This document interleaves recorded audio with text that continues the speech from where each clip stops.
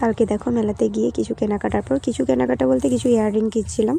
Earring কেনার পর তারপরে হচ্ছে আমরা ডিজেতে চলে গেছিলাম। না, ফার্স্ট গিয়েছিলাম ডান্স দেখতে।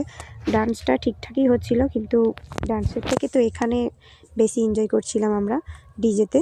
তো ওখানে যাওয়ার পর প্রচুর এনজয় হয়েছে। আর এখান থেকে দেখো শুধু ইয়াররিংগুলো দেখো কেমন লাগছে। আর তারপরে দেখো ডিজে চলছে, ডান্স তো একসাথে বলি হ্যাপি নিউ ইয়ার।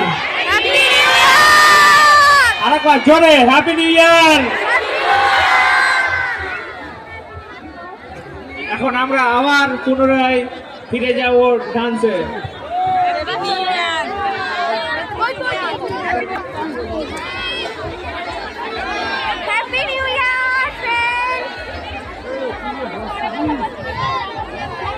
আমি বিশেষ করে প্রার্থনা জানাই প্রভু, আজকে 2025-এ আমরা যা পাপ অপরাধ করেছি প্রভু, আমরা জানি আমরা পাপী মানুষ, তাই আমাদের যা কিছু পাপ অপরাধ হয়েছে প্রভু তুমি আমাদেরকে ক্ষমা করো। এখানে উপস্থিত প্রত্যেককে তুমি ক্ষমা করো প্রভু। আর বিশেষ করে প্রভু এই নতুন বর্ষকে আমরা যে আহ্বান করতে চলেছি প্রভু যিশুর নামে, আমি এই পবিত্র করছি প্রভু যিশুর নামে।